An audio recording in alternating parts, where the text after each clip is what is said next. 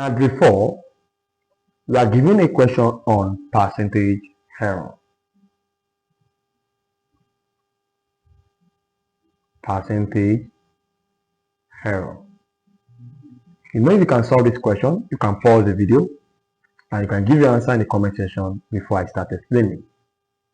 Now let's move on to the question. We are given that the length of a wall which is 3.8 meters. Okay, that means that's the actual length.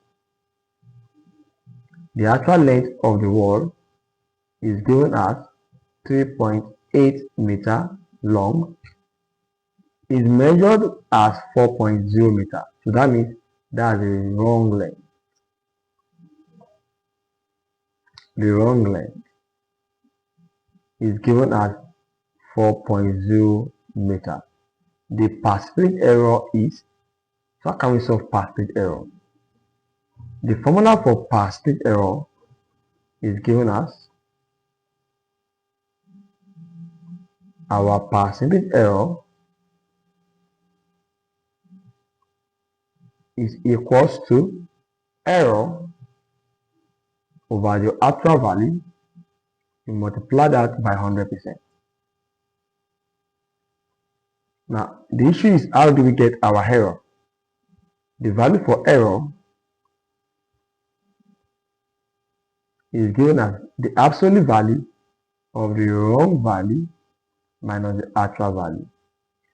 Now, what do you mean by absolute? Absolute means in case you have a negative answer, it's going to turn to a positive answer because of the absolute sign. So let's look at our question. In our question, we are given that the wrong value was measured to be 4.0 long, while the actual value was 3.8 meters long. So in this case, let's look at the error. To get our error, I said the absolute value of 4 minus 3.8. Recall that my W represents the wrong value and my A represents the actual value. So when I do that, I'm going to have my answer to be 0.2 meters. So this is the error that was made in the measurement. Now we cannot get the percentage. To get the percentage of the error is now error all over the actual value.